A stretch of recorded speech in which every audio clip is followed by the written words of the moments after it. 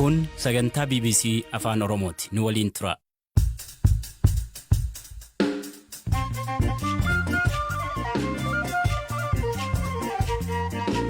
Akka mooltan dhaggeeffattoota keenya sagantaan keenya wiixata galgalaa eegaleera. Paakistaanitti haleellaan boombii ambaasaaddara Itoophiyaa dabalatee dippiloomaatota irratti xiyyeeffate lubbuu galaafate. Albama haaraa artist Andu'aalam Gosaa irrattis dargaggeessa hojii albama kanaa hoogganaa turee fi walleewwan hedduuf walaloo barreesse Lalisaa Idriis dubbisneerra. Andu'aalam akka dhuunfaatti hojii albeemaa hojjechuudhaaf karoorsee hojiitti seenuunsaa waggoota 6 dura ture. Waggaa 3 baranaa wal argineetu haasofne waan albeemaa irratti. Soomaaliyaan meeshaa waraanaa guddaa Masrii irraa argachuu aangaan Soomaaliyaa himaniiru. Somaalilaand yaaddoo ibsatte gabaasa qabna. Odeessaalee ispoortii fi odeessaalee gaggabaaboos qabna. An Hamza Hussein.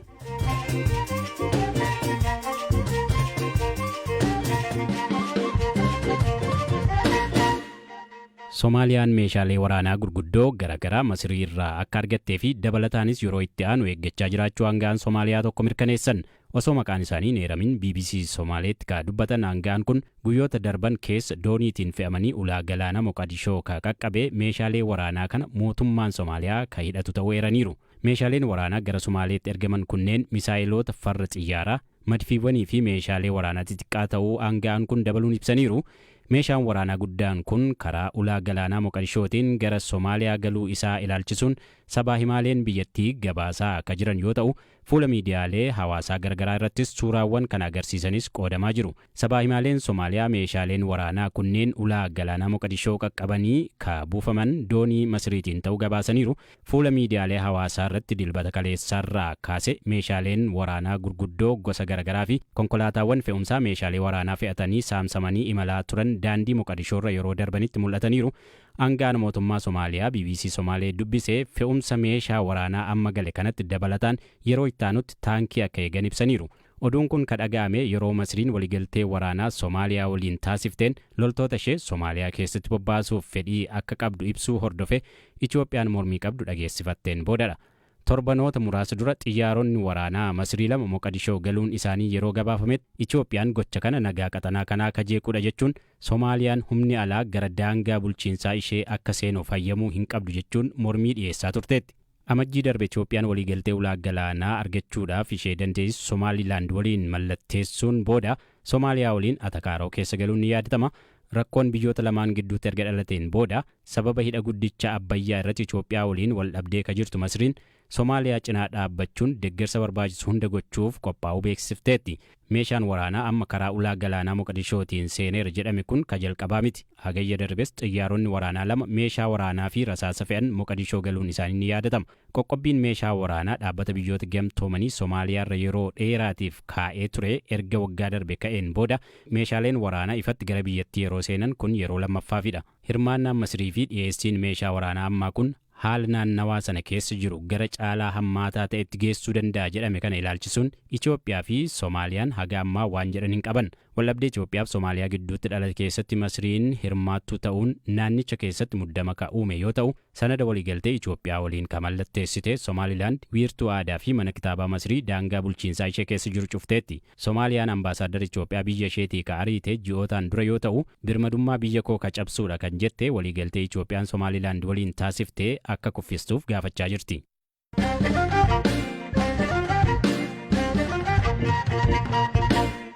Paakistaanitti haleellaan boombii ambaasaaddara Itoophiyaa dabalatee dippiloomaatota irratti xiyyeeffate lubbuu galaafate. Haleellaan boombii konkolaataa jila dippiloomaatonni ittiin imalaa turan irratti xiyyeeffate lubbuu poolisii galaafateera. Hiikaa fi tasaa dabalata qaba. Haleellaan kun ambaasaaddara Itoophiyaa dabalatee dippiloomaatota biyyoota garaagaraa irratti kan xiyyeeffatedha. Dippiloomaatonni biyyoota adda addaa Paakistaan bakka turizimiin beekamtu Sulula Iswaat jedhamu daawwachuuf yeroo jiran dilbata kaleessaa dhaqqabe. Ministeerri dhimma alaa Itoophiyaa ibsa baaseen haleellaa dhaqqabe balaaleffachuun maatii miidhamtootaaf jajjabina hawweera. Itoophiyaan haleellaa ambaasaaddara Itoophiyaa dabalatee jila ambaasaadarota biyyoota alaa irratti Paakistaan keessatti raawwate ni balaaleffatti jedha ibsi ministeera dhimma alaa Itoophiyaa kun. Dho'iinsa boombii daandii irratti kiyyeeffameen poolisoota dippiloomaatota dabalanii deemaa turan keessaa tokko rukutamuun yoo poolisoonni biroo 3 madaa'uu Reuters gabaase. Dippiloomaatonni biyyoota garaagaraa kunneen Sulula Iswaat jedhamu daawwachuuf imalarra osoo osoo jiranii haleellaan boombii kan isaan mudate yoo ta'u Paakistaanitti dippiloomaatonni kun nagaa ta'uu isaanii itti aanaa hoogganaan poolisii Swaat Alii Gaandaapuur ibsaniiru. Poolisiin biyyattii akka beeksisetti haleellaan kun konkolaataa dippiloomaatonni ittiin deemaa turan osoo hin taane konkolaataa poolisii argate. Dippiloomaatonni Paakistaanitti haleellaan irratti gaggeeffame kun ambaasaaddara Itoophiyaa kan Indooneeziyaa, Kazaakistaan, Boosniyaa Herzegoviinaa, Zimbaabuwee, Raashiyaa, Iraanii fi kaanis keessatti akka argaman miidiyaaleen gabaasaniiru. Poolisiin nageenya ambaasaadarota kanaaf haala mijeessuuf hatattamaan gara magaalaa Islaamabaaditti isaan geesseera. Pirezidaantiin Paakistaan Aziif Alii Zardaarii shororkeessitoonni biyya keenyaaf qofa osoo hin taane dhala namaa hundaaf diinadha jechuun dubbatan. Haleellaa kanaaf hanga ammaatti qaamni itti gaafatamummaa fudhatee hin jiru.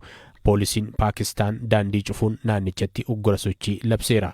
Qaama haleellaa kana raawwates adamsaan jira jechuun ibse.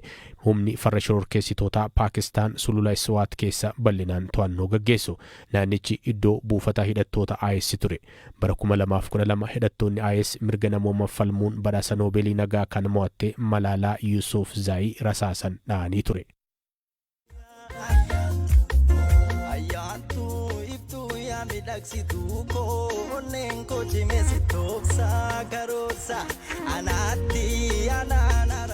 Kan amma dhageessan wallee artist Andu'aalam Gosaa kan maqaa albamii isaa ittiin mogga'e Ayyaantuu kan jedhurraa muraasa. Albamii kun dilbata kaleessaa magaalaa Finfinneetti eebbifame. Walleewwan aadaa Oromoo godinaalee adda addaa calaqqisiisan keessatti hammatamaniiru. Albama kana jalqabaa haga dhumaatti ka hoggane Lalisaa Idriis. Walleewwan as keessatti hammataman keessaa 10 oliif walaloo barreesseera. Jalqabaa haga dhumaatti maal keessa akka darban nutti himeera. Andu'aalem akka dhuunfaatti hojii albeemaa hojjechuudhaaf karoorsee hojiitti seenuunsaa waggoota 6 dura ture. Haa ta'u malee albeemni duraan xumuree ture jira. Waggaa 3 baranaa wal argineetu haasofne waan albeemaa irratti fooyya'uu akka qabuu fi bakka duraan jiru irratti hojjetamuu akka hin qabne bifuma gaarii ta'een artistoonni qaqqaxalee uummati kun qabu warri lubbuun jiranis kan hin jirres bakka isaan aartii Oromoo geessisan sadarkaa sanaa olitti yookaan sadarkaa sanatti hojjetamuu qaba yaada jedhu mari'anne.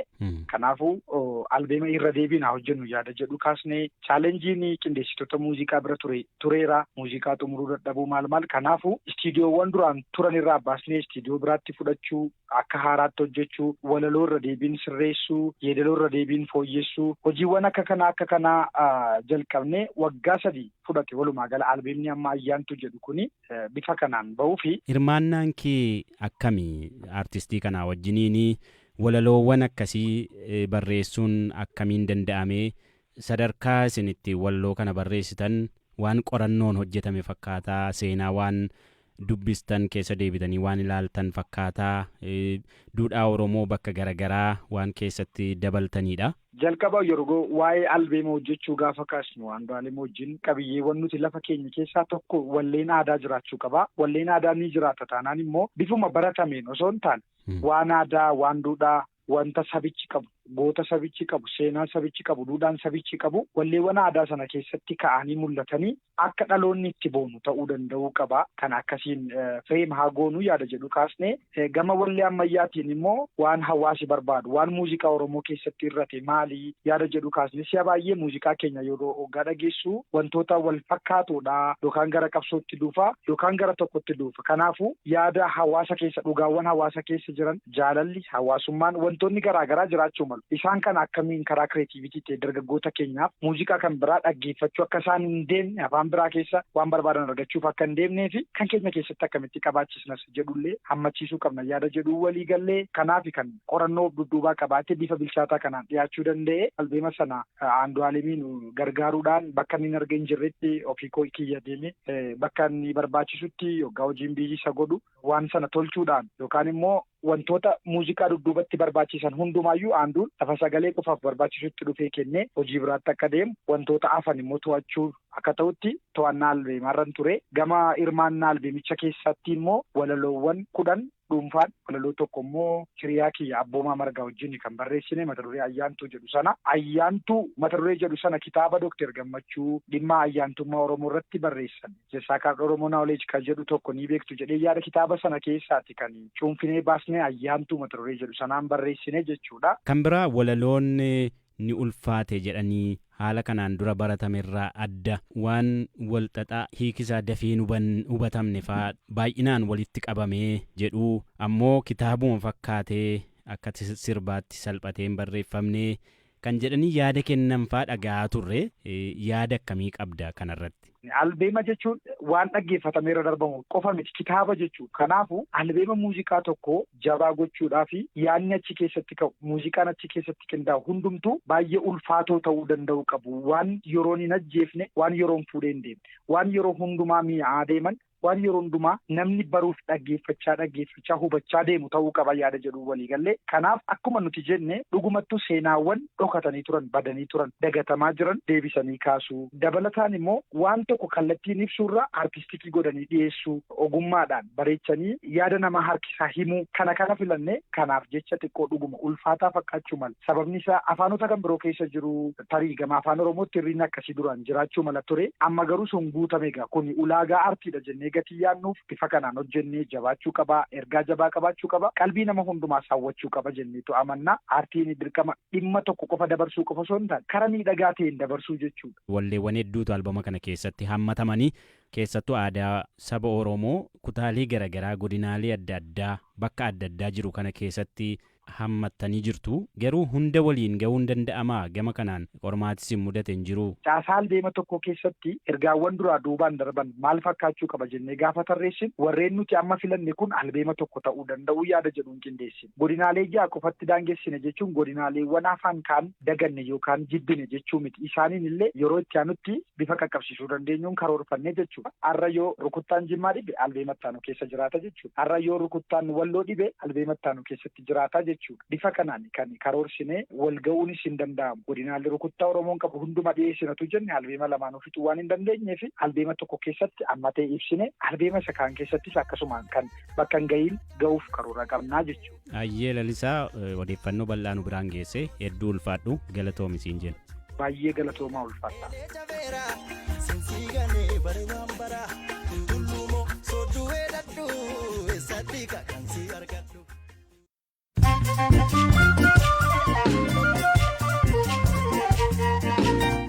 Dhaggeeffattoota keenya ammoo oduun gaggabaabsee isinitti himaa loon Adaamaa irraa baaburaan gara alaatti erguun eegalamuun ibsame.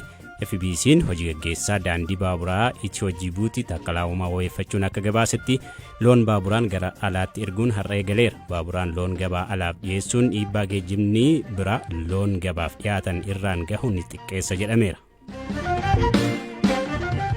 Israa'el haleellaa qilleensarraa Libaanoositti geggeessteen namoonni du'an 274 gahaniiru kanneen keessaa 21 daa'imman. Torbee darbee kaasee Israa'eliif Hezbollaan kadurii caalaa meeshaalee gurguddaan wal haleelaa jiru. Israa'el lammiileen Libaanos buufataalee waraanaa Hezbollaatti dhiyoo jiran akka baqatan akeekkachiisteetti. Gama biraan ammoo haleellaa magaalaa Beeruutitti geggeessteen qondaala olaanaa Hezbollaa ajjeesuun hin oollee jedhameera. Oduudhuma wal fakkaatuun US loltoota dabalataa baha giddugaleessaatti akka ergitu beeksiste. Baha giddugaleessaatti muddamni dabalaa waan jiruuf loltoota dabalataa erguun barbaachisaa ta'uu dubbatan dubbii himaan Pentagon Major General Pat Ryder. US kanaan duras dooniiwwan waraanaa gara galaana Meeditiraaniyaaniitti ergitee turte odeessaaleen kanuma.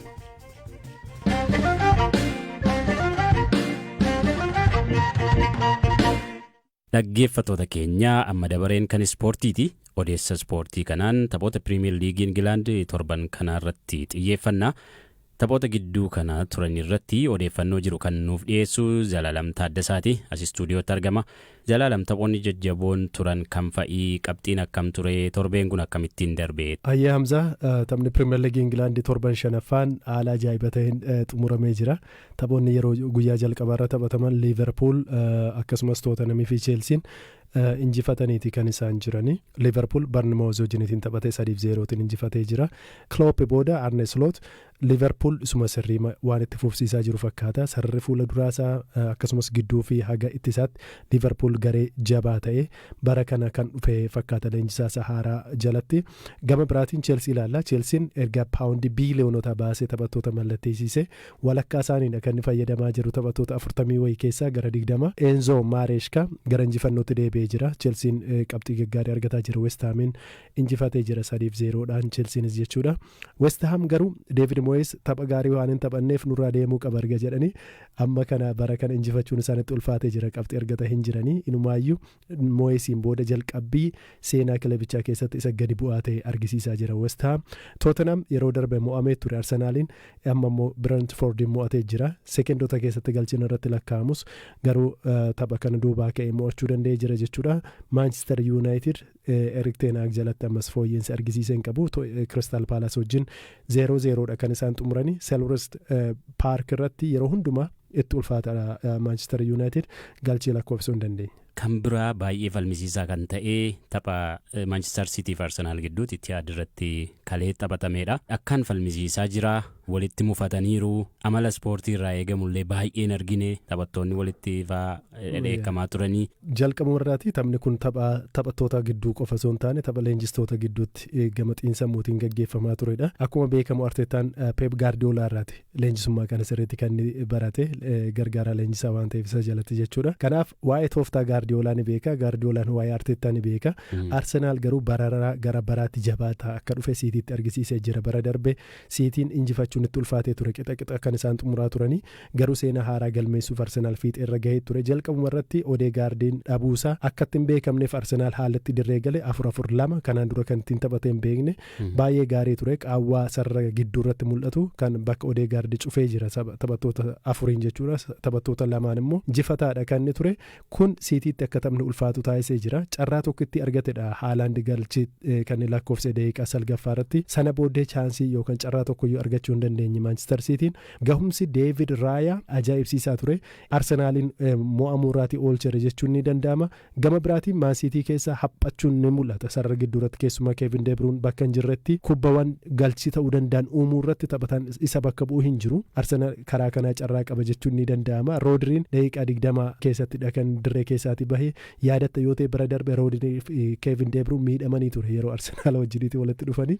Bara kanas kun carraa gaarii uumeeraa fi garuu kanas ta'e sana Arsenaal tapha kana injifachuun irra ture jedheeti kan hin yaadu. Sababni isaa Trossard boqonnaa irratti kaardii diimaatiin dirree keessaatti bahuunsa Arsenaal akka inni taphattoota 10tiin daqiiqaawwan 56 falmatu taasisee jira. As keessatti daqiiqaawwan 56 taphattoota 10 falmachuun keenya waanuma raajii waanuma ta'e hin beeknedha. Kan hin dhibba keessaa 99 itti amanee isinitti himu kilabiin kamiyyuu taphataan tokko boqonnaa irratti jalaa bahee taphattoota 10 Manchester City wajjiniitiin morkate taanaan garaagarummaa galchii hedduutiin akka mo'amu amansiisaadha jedhee Arteetaan. Kun garuu hin taane. Kanaaf ciminaaf gootummaa taphattoota kootti hedduu nan boona garuu qabxiin argannee nu dhukkubsee jira. Sekendiiwwan muraasa irrattidha kan isaan qabxii dhaban akkuma argite. Dabalatammoo Arsenaal erga Etihad irratti Manchester Cityidhaan mo'ate waggoonni 10 ol darbanii jiru. Kilabni Etihad irratti Cityidhaatti mo'ate Brentford qofaadha bara 2022 suniyyuu jechuudha. Saatii asitti isa duras yeroo dhiyootti kan mo'ate beeku hin jiru. Arsenaaliif qabxii tokko argachuun wanta guddaa ta'uyyuu taphattoota 10tiin taphatanii jechuudha. Sekendiiwwan dhuma daqiiqaa 97 booda galchiin lakkaa'amte garuu laphee taphattoota Arsenaal kan cabsitee ture. Sanas ta'e kana garuu Arsenaal hammam waancaatti dhiyaate akka jiru namatti argisiisa. Arsenaal Etihad irratti walitti aansee yeroo 3 qabxii fudhatee bahee jira jechuudha. Trossard kan inni kaardii keelloo lammaffaa argate immoo kubba balleessaa Silvaa irratti hojjeteetiin osoo hin taane kubba dhiiteenidha. Taphataan kun duraan kaardii akeekkachiisaa qaba. Isa lammaffaa irratti of eeggachuutu isarra ture. Kaardii sana arguun isarra hin turre garuu kanas ta'e sana Arsenaal qabxii 3 argachuu osoo danda'u osoo 11 taphatee jiraate qabxii tokko qooddatee bahuu dandeera. Arteetaan garuu osoo Trossard hin baane ta'e ni mo'attu jedhamee gaafatamee ture. Sana hin beeku maal tokko uumamuu danda'u waan hin ofitti amanee sitti himuu danda'u garuu taphataan kilabni kamiyyuu taphataa 10 taphatee Manchester City irraa qabxiin fudhatu kan jedhu yaada kennee jira. Dhumarratti walitti bu'iinsi ture dirree irratti gara dhumaa irratti jechuudha. Ilaalamee jira. Koreen murteessitoota ilaalanii jiru. Garuu federeeshiniin kubbaa miilaa dhimma kana gidduu hin seenne murteessitootaatiin bira darbee jira. Amma sa'aatii kanarra odeeffannoon bahe Haalaand kubbaa magaalijeetti darbatee walitti bu'iinsi uumame sanaatiin akka balleessaatti waan hin ilaalamneef taphataan adabamu tokkoyyuu hin jiru gama Arsenaaliinis ta'e gama Man Citytiin jedhamee odeeffannoon bahee jira. Ayyee Zalaalam odeeffannoo bal'aa nu biraan geesseef hedduu galatoomamsa. Dhaggeeffattoota keenya sagantaa keenya har'aa kanumaan goolabna. Odeessaalee dabalataa marsariitii keenyarraa ni argattu. Qopheessaan sagantaa kana hiikaa fiixasa ogeessa teeknikaa Deevis Masaaroo Hamzaa Huseenii bor walitti deebinaa nagaan bula.